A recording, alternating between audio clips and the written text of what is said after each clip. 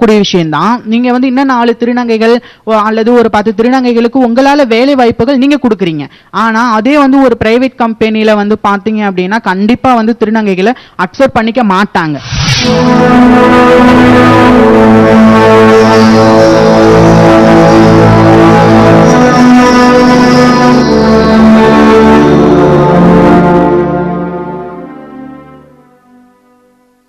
எல்லா மாற்றங்களும் ஒரு புரட்சியின் மூலமாகத்தான் உருவாகிறது.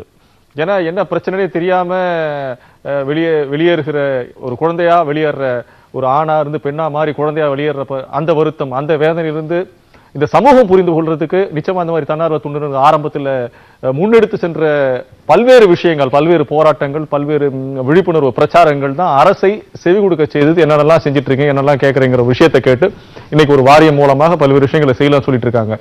இந்த ஒரு சமூக மாற்றம், சமூக புரட்சிங்கிறது நிச்சயமா நான் திரும்ப திரும்ப சொல்ற மாதிரி ஒரே நாள்ல நடக்கிறது கிடையாது. தொடர்ச்சியான போராட்டங்களால், தொடர்ச்சியான குரல் எழுப்பதனால், தொடர்ச்சியான பிரச்சாரங்களால், தொடர்ச்சியான விழிப்புணர்வு முகாம்களால் மட்டுமே இவை சாத்தியப்பட்டிருக்கிறதுன்னு வரலாறு சொல்லுகிறது. ஏன்னா சமூகத்தில் இருக்கிற ஒவ்வொரு மனுஷனும் நிச்சயமா சார் சொன்ன மாதிரி யோசிச்சு பார்க்கணும். அது இவங்க வேற கிரகத்துல இருந்து வந்தவங்க இல்ல, பக்கத்து வீட்டுல என் வீட்டுல ஏத்து வீட்டுல இருந்து வந்திருக்காங்க. அவங்களோட பிரச்சனைகளை புரிந்து கொள்வதற்கு நான் ஏன் மறுக்கிறேன்? எனக்கு அந்த மாதிரி நான் என்ன பண்ணிருப்பேன்னு யோசிச்சு பார்த்தான்னு சொன்னா நிச்சயமா அவரோட பிரச்சனைகள் நிச்சயமா புரியும். அவங்க சிம்பத்தி எல்லாம் எதிர்பார்க்கல. ஐயோ எனக்கு ஏன்னு கேட்டீங்கன்னா அதுக்கு தள்ளப்படுறதுனால தான் பிச்சை எடுக்கிறேன் நான். ஏன்னா நிறைய கொலைகள் நடக்கிறது, கொள்ளை நடக்கிறதுக்கு உண்டான காரணம் என்ன? என்னோட வயிற்று பசி தீரவில்லை. நான் பயங்கரமான பெரிய வீடு கூடு பங்களா கூடு அப்படிலாம் நான் எதுவும் கேட்கல. நான் அடிப்படையான தேவைகளை எனக்கு கிடைக்கல, நான் என்ன பண்ணுவேன்? இதுதான் உலகத்தில் நடந்திருக்கு. இதை தவிர்க்க வேண்டியது இந்த சமூகத்தில் இருக்கின்ற ஆண் பெண் இருவரையும் சார்ந்தது.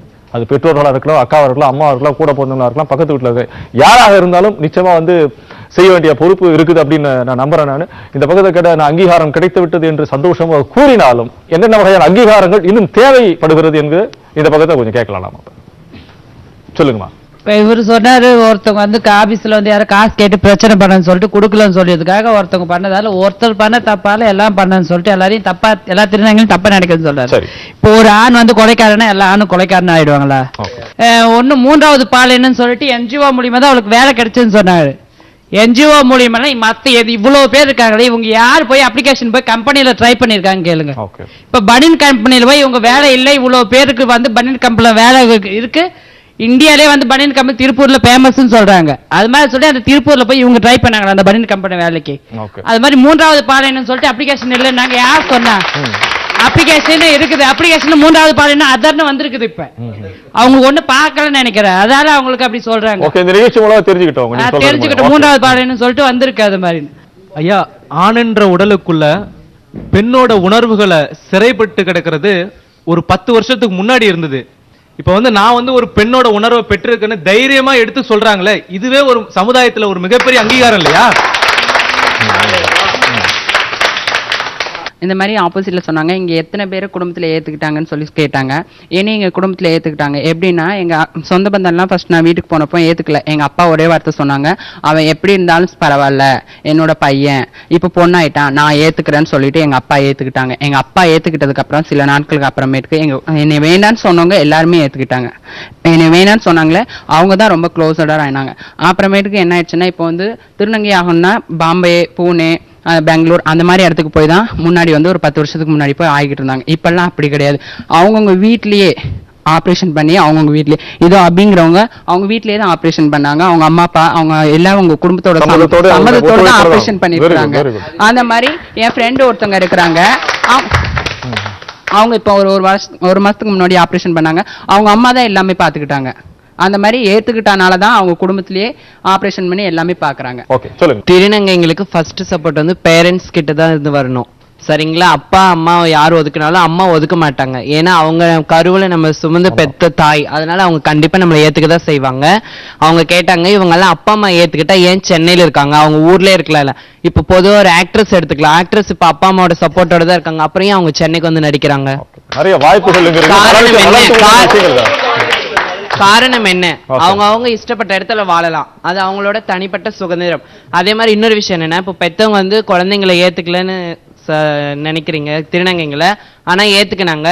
இன்னைக்கு முதியோர் இல்லம் போய் பாத்தீங்கன்னா அந்த அம்மா கிட்ட கேளுங்க, உங்க யாராவது ஒருத்தராச்சும் திருநங்கையோட பேரண்ட்ஸ் முதியோர் இல்லத்துல இருக்காங்களான்னு போய் கேட்டு பாருங்க. கண்டிப்பா கிடையாது. ஆண் பெண் அவங்களோட அம்மா தான் போய் அங்க சேர்க்கறாங்க. திருநங்கையோட அம்மா வந்து யாரும் முதியோர் இல்லத்தை சேர்க்க மாட்டாங்க. ஏன்னா திருநங்கைங்களுக்கு மெயின் அவங்க என்ன பாக்குறாங்கன்னா அன்பு எந்த இடத்துல கிடைக்குதோ அவங்கள அப்பா அம்மாவும் அவங்க தான் பாத்துக்கிறாங்க. இதுதான் உண்மை. பியூட்டிஃபுல் அழகா சொன்னீங்க. சொல்லுங்க. இப்போ அந்த ஆன்ட்டி சொன்னாங்க, உங்களுக்கு நல்லா தெரியும் எவ்வளவோ இன்ஜினியரிங் படிச்சுட்டு என்னென்னமோ படிச்சுட்டு எத்தனையோ பசங்களும் சரி பொண்ணுங்களும் சரி வேலை இல்லாம சுத்திட்டு இருக்காங்க. சரிங்களா? எல்லாருமே ஒரு கன்சல்டன்சி ஒரு தொண்டு நிறுவனம் இத்தனை பசங்க. நான் வேலை பார்க்குற கம்பெனியில நான் போனதுக்கு அப்புறம் ஒரு 1 மந்த்துக்கு அப்புறம் ஒரு பையன் சேர்ந்தான். நான் எனக்கு யார் ரெஃபர் பண்ணாங்களோ ஷோபனா மேடம், அதே அவங்க தான் அந்த பையனுக்கு ரெஃபர் பண்ணிருக்காங்க. அவன் ஒரு பையன், ஏன் அவனால வேலைக்கு போக முடியல? தொண்டு நிறுவனத்துல ஏன் விளைக்கணும்? பையனுக்கு பொண்ணுக்குமே இவ்வளவு போட்டி இருக்கும்போது இவ்வளவு கொஞ்சமா படிப்படியே ஏறி வர்ற அந்த திருநங்கைகளுக்கு போட்டி இருக்காதா? அதனாலதான் நாங்க தொண்டு நிறுவனம். அப்புறம் இவங்க சொன்னாங்க ஒரு காலேஜ்ல 100 பேர் படிக்கணும் அப்படின்ட்டு. இது வந்து நீங்க சொன்ன விஷயம் பாப்புலேஷன், திருநங்கை பாப்புலேஷன் அதிகமாயிடுச்சு அப்படின்னா இப்போ 10 வருஷத்துக்கு முன்னாடி யாருன்னா படிச்சாங்களா? இல்ல யாருன்னா இந்த மாதிரி IPS ஆனாங்களா? இல்ல யாருன்னா இந்த மாதிரி ஒரு இன்ஜினியரிங் படிச்சாங்களா? இந்த மாதிரி வேலை பார்த்தாங்களா? இப்போ இந்த இதெல்லாம் படிக்கிறீங்க, வேலை பார்க்குறீங்க, எல்லாம் செய்யறீங்க. இன்னும் கொஞ்ச நாள் ஆன பிறகு பாப்புலேஷன் அதிகமாகும். பாப்புலேஷன் அதிகமானோடனே அந்த மேட்டர் சால்வ் ஆயிடுமே. நீங்க சொன்ன மேட்டர் இன்னைக்கு வந்து மாற்றம், அதாவது யாருமே ஏத்துக்கலன்னு சொல்றாங்க. இன்னைக்கு திருநங்கைகள் வந்து ஒரு காலத்துல வந்து திருநங்கைகள் வந்து எண்ணிக்கை குறைவா இருந்தாங்க. இன்னைக்கு பாத்தீங்கன்னா திருநங்கைகள் வந்து அதிகமா ஆனது காரணம் என்னன்னா சமுதாயத்துல அவங்களை ஏற்றுக்கொள்ளலாம் தான் திருநங்கை வெளியே வராங்களே. வெளியே வந்து அவங்களுக்கான அடையாளத்தோட வாழ்றாங்க. இன்னைக்கு பாத்தீங்கன்னா இன்னைக்கு வந்து அவங்க சொல்றாங்க திருநங்கை, அதாவது சமுதாயம் ஏத்துக்கலன்றாங்க. ஒரு சில திருநங்கைகளும் வந்து தன்னை வந்து மாத்திக்கிட்டா சமுதாயம் ஏற்றுக்கொள்ளும். புரியுதுங்களா? அதனால நிறைய பேர் மாற்றம் கொண்டு வரணும்ன்ற திருநங்கைங்க இன்னைக்கு எல்லாருமே வந்திருக்கோம். அதனால எங்களை ஏத்துக்கிட்டாங்க எல்லாருமே. சொல்லுங்க. ஒரு திருநங்கை வேலை செஞ்சா வந்து அவங்க திறமைக்காக மட்டும்தான் வேலை செய்யறாங்கன்னு சொன்னாங்க ஒருத்தவங்க. திறமைகள் மதிக்கப்படுறதே ஒரு அங்கீகாரம் தான். இப்ப நான் வந்து ஒரு MNCல ஒர்க் பண்றேன். 2,71,000 பேர் ஒர்க் பண்றாங்க. அந்த MNC வந்து எனக்காக அவங்களுடைய அடிப்படை கொள்கையை மாத்திருக்காங்க. இனிமேல் டிரான்ஜெண்டர் ஒர்க் பண்ணலாம் சொல்லிட்டு. சமுதாயம் ஏத்துக்கிட்டே பேசினாங்க. ஆனா நிறைய சமுதாயம் ஏத்துட்டு இருக்காங்க. நான் ஏத்துக்கிட்டனால தான் இந்த ஷோக்கு நான் வந்து பேசிட்டு இருக்கேன். நான் நிறைய பேத்துக்கு முதல்ல வீடு கிடைக்காம இருந்துச்சு. வாடகை வீடே கிடைக்காது ஃபர்ஸ்ட்லாம். இப்போ வந்து நிறைய பேத்துக்கு வீடு கிடைக்குது. ஃபர்ஸ்ட்ல பயந்தாங்க எங்களை பார்த்து. இப்போ வந்து வீடு கொடுத்தா நமக்கு பாதுகாப்பா இருக்கும் அப்படின்னு நம்புறாங்க. அதே நமக்கு வந்து ஒரு பெரிய வெற்றி தான். நமக்கு மாறாது என்ற வார்த்தை மட்டுமே மாறாம இருக்கு. மற்ற எல்லா விஷயமும் மாறிடுச்சு நான் நினைக்கிறேன். இவங்க சொன்ன மாதிரி ஃபர்ஸ்ட்ல இருந்து நாங்க எல்லாம் போராடி தான் இருந்தோம், கொண்டு எதுவுமே கிடைக்கல. இப்ப பார்த்தா எதுவுமே கிடைக்கல. கவர்மெண்ட்ல எல்லாமே கிடைக்குது. ஃபர்ஸ்ட் வந்து திருநங்கைன்ற ஐடி மட்டும் தான் எனக்கு கிடைச்சது.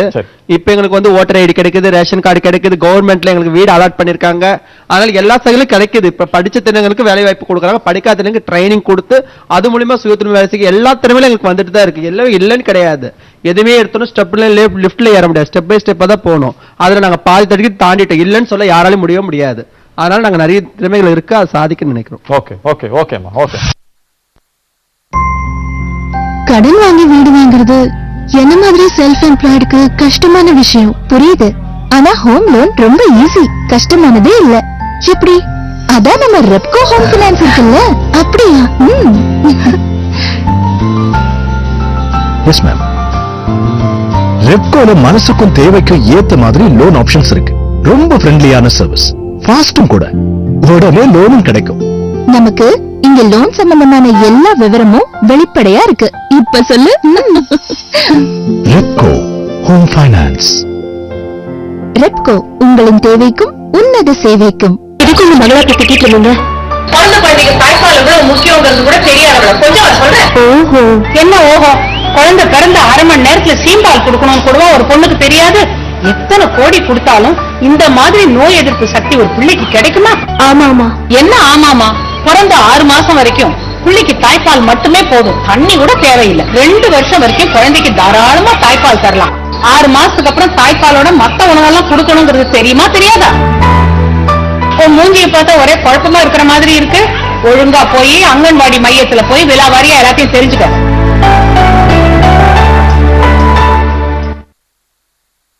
கடன் வாங்கி வீடு வாங்குறது என்ன மாதிரி செல்ஃப் எம்ப்ளாய்டுக்கு கஷ்டமான விஷயம். ஆனா ஹோம் லோன் ரொம்ப ஈஸி. எப்படி? அதான் நம்ம ரெப்கோ ஹோம் ஃபைனான்ஸ் இருக்குல்ல.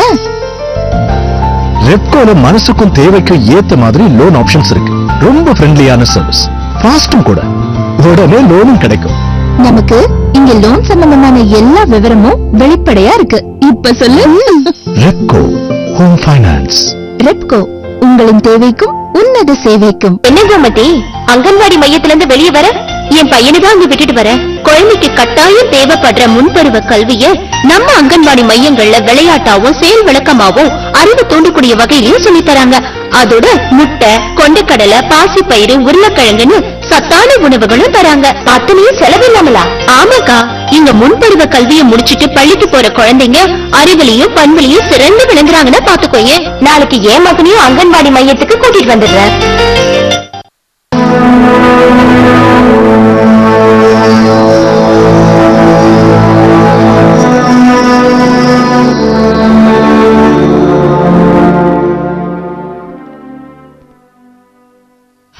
இப்ப இது வரைக்கும் ரெண்டு தரப்பிலிருந்து ஒரு தெளிவான பார்வைகள். உரிமையை பத்தி ரொம்ப தெளிவா பேசினா, எனக்கு உரிமைங்கிறது வேலை கொடுக்கறது, ரேஷன் கார்டு கொடுக்கறது, காலேஜில் சீட் கொடுக்கறது சின்ன சின்ன வேலைகள் கிடையாது. நான் சக மனிதரை போல் வாழ்வதற்குண்டான ஒரு அங்கீகாரம் அரசிடமிருந்து கிடைக்க வேண்டும், சமூகத்திடமிருந்து கிடைக்க வேண்டும்ங்கிறத இவங்களோட பார்வையா இருக்கு. அதே மாதிரி நிறைய அங்கீகாரங்கள் வழங்கப்பட்டிருக்கிறதுங்கிறது மகிழ்ச்சியோடு சந்தோஷத்தோடு இந்த பக்கத்துல இருக்கிற நான் பார்க்க முடியும். அவங்க சந்தோஷத்தை நிச்சயமா அடக்கவே முடியல. அந்த மாதிரி தான் அந்த ஒரு எக்ஸைட்மெண்டோட இருக்கேன். நிச்சயமா அந்த மகிழ்ச்சியும் குதூகலும் எல்லாருக்கும் பரவணும் தான் நினைக்கிறேன் நானுங்க. ஏன்னா இவ்வளவு வருத்தங்களையும் துக்கங்களையும் மனசுல இருந்தால் கூட அதையெல்லாம் தூக்கி எரிஞ்சிட்டு மிக மகிழ்ச்சியாக சந்தோஷமாக சிரித்துக் கொண்டிருக்கிற திருநங்கைகள் நிச்சயமாக இந்த சமூகத்தில் ஒரு அங்கம் என்கிறது எல்லாத்தையும் நம்ம பார்க்கணும். இவருடைய கருத்துக்களை முன்வைத்து இங்க வந்திருக்கிற சிறப்பு விருந்தினுடைய பார்வைகள் என்னென்ன, அவர்களுக்கு அடுத்த கட்டத்திற்கு என்ன வகையில் கொண்டு போகலாம், இவர்களுடைய இந்த கருத்துக்கள் எல்லாம், இந்த பார்வைகள் எல்லாம், பல்வேறு சந்தேகங்கள் நடக்குமா நடக்காதா, நிச்சயமா நடக்கும், அதுக்கு உண்டான போராட்டங்கள் எப்படி வழிநடத்தி செல்லலாம், அதை பத்தி நம்ம விருந்தினர்கிட்ட இப்ப கேட்கலாம். ஆல்கா, உங்களோட பார்வை முதல்ல. இப்போ மனித உரிமை ரீதியான ஒரு பார்வை நாம இங்க முன்வைக்கணும்னு நான் விரும்புறேன். ஏன்னா இரண்டு பக்கமே சொல்றாங்க, ஒரு பக்கம் அங்கீகாரம் இருக்கு இல்லைங்கிறாங்க. பட் ஒட்டுமொத்தமாக ஒரு முழுமையான அதிகாரம் அல்லது ஒரு முழுமையான உரிமை கிடைக்கணும்னா அதுக்கு வந்து ஒரு மனித உரிமை ரீதியான பார்வை கட்டாயம் இருக்கணும்னு நம்ம சொல்றோம். ஒரு மனிதருக்கு பாத்தீங்கன்னா மனித உரிமை என்ன சொல்லுதுன்னா வாழ்வதற்கான உரிமை. நான் இந்த உலகத்துல பிறந்துட்டு நான் வாழணும். Right to live, right to live, right to develop. அப்புறம் வளர்வதற்கான உரிமை. நான் வந்து இன்னும் அந்த பிறந்து வெறும் வளர்ந்த உடல் அளவில் மட்டும் வளர்ந்த பொழுது அறிவு அளவில் செயல்பாடுகள் அளவில் நான் வளரணும். ஸோ வளர் உரிமை இருக்கு. அப்புறம் பங்கேற்பு உரிமை. பங்கேற்பு உரிமைங்கிறது எல்லாருமே, கல்வியா இருக்கட்டும், வேலைவாய்ப்பாக இருக்கட்டும், இல்லை குழு சார்ந்த அமைப்பாக இருக்கட்டும், எல்லாத்தையுமே ஒரு வகையான பங்கேற்பு இருக்கணுங்கிறது. அப்புறம் வந்து ஒட்டுமொத்தமான சமுதாய பாதுகாப்பு. So right to live, to develop, to participate and social protection. இதுதான் holistic approach of human rights. சரிங்களா? ஸோ இது வந்து ஒட்டுமொத்தமாக நீங்கள் பாத்தீங்கன்னா இப்போ நீங்க சமுதாயத்துல பல வல்னரபிள் குரூப் இருப்பாங்க. பட் 100% ஏதாவது ஒரு வன்கொடுமைகளுக்கு, அது வெர்பலா இருக்கலாம், பிசிக்கலா இருக்கலாம், எமோஷனலா இருக்கலாம், மோஸ்ட்லி செக்ஷுவல் அபியூஸ். 99% மேல ஆனவங்க அவங்க அதுக்கு மறுப்பு தெரிவிப்பாங்கன்னு நான் தோணலை. ஏன்னா எல்லாருமே ஏதாவது ஒரு வேளை ஒரு வன்கொடுமைக்கு உள்ளானவங்களா தான் இருக்காங்க. இதை கேட்கறதுக்கு எங்கேயுமே இல்லை.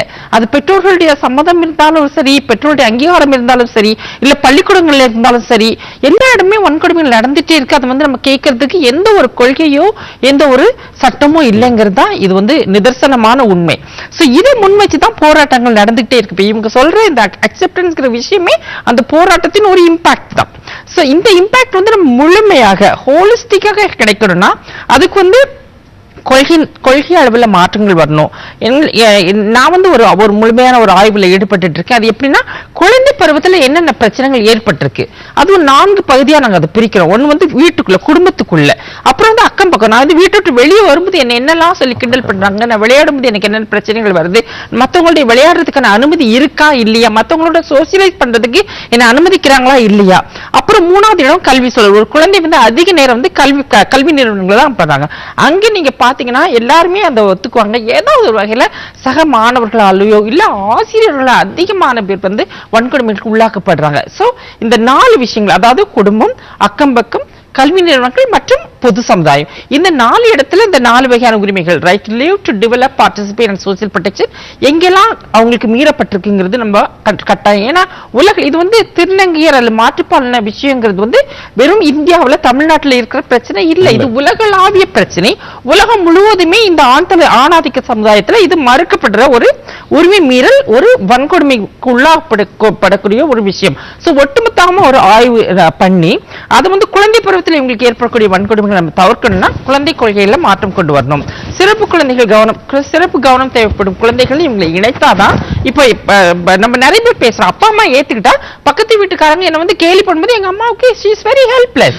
இப்ப இதுவே மாற்றுத்திறனாளி மக்களுக்கும் இதே நிலைமை தான் இருந்துச்சு. அவங்களும் கொள்கை ரீதியாக சட்ட ரீதியாக வந்துட்ட உடனே இப்ப பல கேலியா சொல்லக்கூடிய வார்த்தைகள் அகராதியிலிருந்து அகற்றப்பட்டிருக்கு. ஏன்னா அவங்களுக்கு உரிமை ரீதியாக நீங்க அந்த வார்த்தைகள் சொன்னா அவங்க வந்து மனதளவில் அவங்க இது துன்பப்படுத்தப்படுவாங்க. அந்த மாதிரி பாலின உறுதியற்ற உணர்வுடைய குழந்தைகளை கொள்கையில சேர்க்கணும். நம்பர் இது வந்து குடும்பத்தோடு இணைந்த வாழ்க்கை, ஒருங்கிணைந்த கல்வி, ஒருங்கிணைந்த சமுதாயத்தோடு இணைந்த வாழ்க்கை, ஒட்டுமொத்த வாழ்க்கைக்கான சமுதாய பாதுகாப்பு கிடைக்கும்.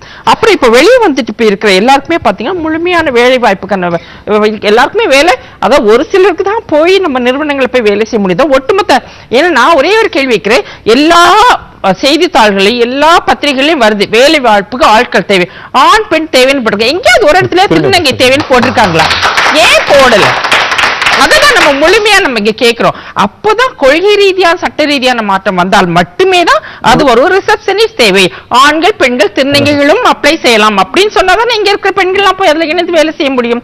இப்படி ஒரு விஷயம் வரணும்னா சட்ட ரீதியாக, அதாவது திருநங்கை பாதுகாப்பு உரிமை சட்டம் அப்படிங்கிறது கட்டாயம் ஒண்ணு உருவாக்கப்பட வேண்டும். இப்ப இவங்க சொன்ன மாற்றங்கள்லாம் வந்திருக்குதுன்னா அதுக்கான மாற்றங்கள் நம்ம அதை நோக்கி தான் நம்ம செயல்பட்டு இருக்கோம். But ultimate change, ultimate acceptance, ultimate right acclamation நம்ம சொல்லும் பொழுது திருநங்கை பாதுகாப்பு உரிமை சட்டம் 2020க்குள்ளேயாவது அந்த சட்டம் வரணுங்கிறது என்னுடைய உண்மையான ஆவா. அது நிச்சயமா நம்ம எல்லாருமே அதை நோக்கி செயல்படுவோங்கிற நான் இங்க பதிவு செய்ய விரும்புறேன். பியூட்டிஃபுல். ரொம்ப நீங்க ஒரு சர்வதேச அளவில் ஆய்வு நடத்துறதுனால இது தொடர்பான ஒரு பார்வைகள் மிக தெளிவா உங்ககிட்ட இருக்கிறத நான் பண்றேன். நிச்சயமா நீங்கள் கொடுக்கின்ற இந்த குரல் வந்து அரசாங்கத்தினுடைய செவிகளும் விழுமுங்கிற நம்பிக்கையோடு திரு பக்தச்சலம் அவர்களுடைய இறுதி கருத்துக்கள், உங்களோட பார்வை. திருநங்கைகளுடைய 30 ஆண்டுகளுக்கு முன்னாடி திருநங்கைகளுடைய தலைவிகள் தெளிவுபூர்வமான அறிவுபூர்வமான ஆட்கள் யார் இருந்தாங்கன்னா ஒருத்தரும் சொல்ல முடியாது. இப்போ மாவட்டத்துக்கு 2 பேர் சொல்லக்கூடிய, படிக்க தெரிந்த, பேச்சாளராக கருத்து சொல்லக்கூடிய, சமூக கருத்துக்களை சிந்திச்சு ஆளாஞ்சு எடுத்து சொல்லக்கூடிய தலைவிகள் பல பேர் உருவாகி இருக்காங்க. இது ஒரு வளர்ச்சி தான், முன்னேற்றம் தான், இது எந்த மாற்று கருத்து இல்லை. இந்தியாவிலேயே தமிழகத்தில் தான் முதல் முறையாக திருநங்கைகளுக்காக நலவாரியம் அரசாங்கம் அமைத்து கொடுத்தது 2008 நமது தமிழகத்தில் தான். இதை பார்த்து மற்ற மாநிலங்களும் நலவாரியம் அமைக்க வேண்டும் என்கின்ற ஒரு திண்ணத்தை ஏற்படுத்தியிருக்கிறாங்க. அந்த அடிப்படையிலே தமிழக அரசாங்கமும் தொண்டு நிறுவனங்களும் ஏன் திருநங்கை தோழிகளுமே சேர்ந்து இந்த படி எடுத்து முன்வைக்கின்ற முன்னேற்றம் நடந்து கொண்டுதான் இருக்குது. நிச்சயமாக இவருடைய வெற்றியும் உரிமைகளும் நிலைநிறுத்தப்படும் என்பதில் எந்த விதமான சந்தேகமும் கிடையாது என்பதை திண்ணமாக கூற விரும்புகிறேன். ரொம்ப ரொம்ப அருமையா சொல்லியிருக்கேன் கல்யாணத்துல. இவங்களோட ஸ்கில்ஸை டெவலப் பண்றதுக்கு என்ன வகையான அரசுகள் என்ன வகையான திட்டங்கள் இருக்கு, நீங்க என்ன வகையான ஸ்கீம்ஸ் கொண்டு வந்துருக்கீங்க, என்ன வகையான எஜுகேஷன் இப்போ லேட்டஸ்ட் நடந்துட்டு இருக்கு சொல்லுங்க. இப்போ ஸ்கில் இந்தியா அப்படிங்கறது ஒன்று டெவலப் பண்ணி சமீப காலத்தில் பயிற்சிகள் வழங்கப்படுது. அந்த பயிற்சிகளுக்கு பல பேரை நாங்க பரிந்துரை செய்திருக்கிறோம், அதுல போயிட்டு இருக்காங்க. இப்ப என்னன்னா, இப்ப மாற்றங்கள் வித்தின், அதாவது திருநங்கைகளுக்கு உள்ளே மாற்றம் வர வேண்டிய நேரம் ஏற்பட்டிருக்கிறது. ஏன்னா திறமைகளும் அறிவு வளர்ச்சியும் தான் ஒரு மனிதனை வேற கட்டத்துக்கு தூக்கிட்டு போகும். இந்த அறிவையும் திறமையும் வளர்த்துக் கொள்வதே பல பேர் ஈடுபட்டிருக்காங்க, அதுல மாற்று கருத்து இல்லை. இன்னும் பெரும்பாலான திருநங்கைகளும் வர வேண்டும் என்பது எங்களுடைய கருத்து. அதற்கு அரசாங்கம் முழு உரிமை கொடுத்து, முழு சலுகைகள் கொடுத்து, பெர்சன்டேஜ் இப்ப சொன்னாங்க, அவங்களுக்கு ஒரு பெர்சன்டேஜ் நிறுத்தணும். சமீப காலத்தில் ஒரு கோரிக்கை வச்சிருந்தோம் என்ஜிஓ தொண்டு நிறுவனங்கள் சார்பாக. எல்லா அரசியல் கட்சிகளுமே அட்லீஸ்ட் ஒரு சீட்டாவது அவங்களுக்கு கொடுக்கணும் அப்படின்னு சொல்லி கேட்டிருந்தோம். அதே மாதிரி திருநங்கைகளும் என்ன பண்ணணும்னா, தங்களுடைய திறன்களை வளர்த்து பதிவு பண்ணணும், அரசாங்கத்தில் பதிவு பண்ணணும். எனக்கு இந்த திறமைகள்லாம் இருக்கு, ஏன்னா திறமைகள் இருக்குன்னு நம்மளே பேசிக்கிட்டு கூடாது, அது பதிவு செய்ய வேண்டும். எங்கே பதிவு பண்ணணுமோ அங்கே பதிவு பண்ணணும். பதிவு பண்ணும்போது யாருக்கு யாரு தேவை, ரெஃபரல், எந்த திறமைக்கு எந்த ஸ்கில்லுக்கு என்ன தகுதியான ஆட்கள் தேவை என்பதை அணுக முடியும். சோ அந்த அடிப்படையில் அவர்கள் இயக்கங்களாக ஒவ்வொரு மாவட்டத்திலும் இயக்கங்களாக உருவாகியிருக்காங்க, அமைப்புகள், இலக்கு சார்ந்த அமைப்புகள். இப்போ முந்திலாம் யார் கணக்கு எழுதுறது, யார் கணக்கு காமிக்கிறது, எப்படி ப்ரொபோசல் எழுதுறது, எப்படி ஃபண்ட் எழுதுறது, எப்படி ஆடிட்டிங் பார்க்கறது எதுவுமே தெரியாது. இப்போது பல அமைப்புகள் அதெல்லாம் உருவாகி வந்திருக்கிறாங்க, அது பாராட்டப்பட வேண்டிய விஷயம். அதனால ஒவ்வொரு மாவட்டத்திலுமே இது மாதிரி அமைப்புகள் உருவாகி அந்த தலைவிகள் தான் மட்டும் தலைவி இல்லாமல் 2ஆம் நிற தலைவிகளையும் உருவாக்கி தொழில் வளர்ச்சிகளையும் திறமைகளையும் அவர்களுக்கு கொடுத்து அந்தந்த மாவட்டத்திலே பதிவு செய்து வைத்து அவர் வேலை வாய்ப்புகளுக்கு நாம் ரெஃபர் பண்ணணும். இதுக்கு அரசாங்கம் நிறைய சலுகைகள் கொடுத்து அவர் முன்னுரிமை கொடுத்து அவர்கள் செய்ய வேண்டும் என்பதுதான் எங்களுடைய கோரிக்கை. சார் மகிழ்ச்சி சார், மகிழ்ச்சி. ரொம்ப நேர்களை இதுவரை திருநங்கைகளுடைய குரல்கள் பல்வேறு திசைகளிலிருந்து பல்வேறு தளங்களிலிருந்து ஒலித்திருக்கிறது. அவர்களுடைய உரிமை, வாழ்வாதார உரிமை, அடிப்படையான உரிமை, சமூகத்தில் ஒரு மனிதராக சக மனிதராக அங்கீகரிக்கப்பட வேண்டிய உரிமை என்று தொடர்ச்சியாக பேசிட்டே வந்தாங்க. என்ன வகையான அங்கீகாரங்கள் கிடைத்திருக்கின்றன, அதுக்கு நாங்கள் சந்தோஷப்படுவோம், என்னென்னலாம் தேவைன்னு சொன்னாங்க. என்ன வகையான அங்கீகாரங்கள் கிடைக்கப்படவில்லைன்னு சொல்லிட்டு இன்ஜினியரிங் அண்ட் லா படிக்கிற இந்த மாணவர் ரொம்ப தொடர்ச்சியாக ஒரு போராட்டத்தை நான் ஒத்துவே மாட்டேங்கிற மாதிரியான விஷயங்களை தொடர்ந்து சொல்லிட்டு வந்தேன். இந்த வகையான அழுத்தமான குரல்கள் தான் உரிமைகளை மிக வேகமாக பெற்று தரப்போகின்றன. அப்படி அழுத்தமான குரல்கள் எப்பயோ இங்கிருந்து துவங்கினதுனால தான் எனக்கு அங்கீகாரம் கிடைச்சிருக்குன்னு நீங்க பார்த்துட்டு இருக்காங்க. இந்த மாதிரியான உரிமைகளை நிச்சயமா போராடி தான் பெற வேண்டி இருக்குது. 2 சிறப்பு விருந்தினர்கள் அழகா சொன்ன மாதிரி எந்தெந்த சமூகம் மறுக்கப்படுகிறதோ, இது முன்னாடி பார்த்தா கூட இவன் ஜாதி வாரியாக பார்த்த விஷயங்கள் கூட இந்த மாதிரி போராட்டங்களின் மூலமாக தான் தங்களுடைய தேவைகளையும் தங்களுடைய வெற்றிகளையும் தங்களுடைய இலக்கையும் அடைந்திருக்கிறாங்க. அதே மாதிரி ஒரு சூழல் தான் இன்று திருநங்கைகளுடைய சமூகமும் இருக்கிறது. அவருடைய தொடர்ச்சியான போராட்டத்தின் மூலம் அதிகமாக போராட வேண்டிய அவசியம் இல்லாமல் இந்த சமூகம் அவர்களுக்கு நிச்சயமாக நான் கருணை என்று சொல்ல மாட்டேன், சக மனிதரை போல் ட்ரீட் பண்றதுக்கு உண்டான சூழலையும் அதற்குண்டான வாய்ப்பினையும் கொடுக்க வேண்டும். மிக அழகா சொன்னாங்க, வேலை வாய்ப்பு இல்லை வேலை வாய்ப்புன்னு சொல்றப்ப எங்கேயாவது ஆண் பெண்ணை போட்டு திருநங்கன் போடாதுங்கிறது நிச்சயமா அவலம் என்று தான் நினைக்கிறேன். நான் பல்வேறு விஷயங்களை பேசுறேன், ஆன்மீக விஷயங்களை பேசுறேன், சமய விஷயங்களை பேசுறோம். எல்லாரும் ஈக்குவாலிட்டி எடுத்து பேசிட்டு இருக்கிற பட்சத்துல தன்னை போல இருக்கின்ற ஒரு சக மனிதரை சக மனிதராக மதிப்பது என்பது அநீதி, சமூக அநீதி என்கிற பார்வையோடு இன்றைய கருத்துக்களம் நிகழ்ச்சி உங்களுக்கு நிச்சயமாக ஒரு படிப்பினை ஊட்டுகின்ற புதிய செய்தியோடு நடந்திருக்கும் என்று நம்புகிறோம். நேயர்களே, மற்றும் ஒரு அர்த்தமுள்ள ஆழமான தலைப்போடு சந்திக்கும் வரை பாஸ்கரனின் பணிவான வணக்கங்கள். மீண்டும் சந்திப்போம், விவாதிப்போம். அன்பு, நன்றி, வணக்கம்.